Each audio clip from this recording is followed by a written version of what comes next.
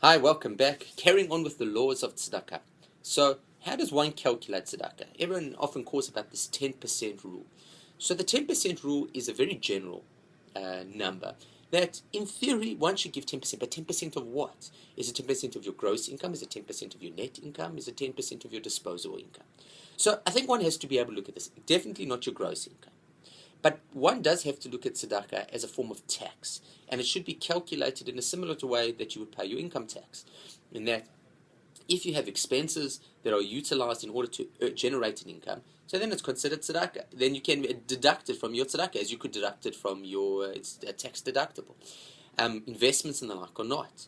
So when it comes down to it, it is either going to be of your net income, 10% of your net income, or 10% of your disposable income. And from this point, it really depends on what your status is.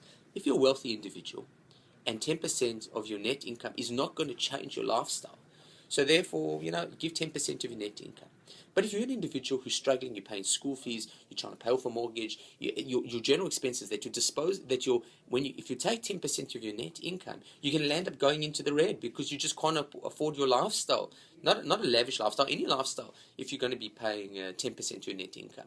So then we can use a different thing. And once you get rid of all your necessities, so that is your general groceries, your school fees, your rent, etc., that which you are now going to spend on luxury goods and luxury items, and things like gym. Gym is a luxury item; it is not an essential item. And so restaurants, etc. So that I think one has to be a bit more stringent on and look towards 10% of that in a case where it's too difficult to look to 10% of your net income. See you tomorrow.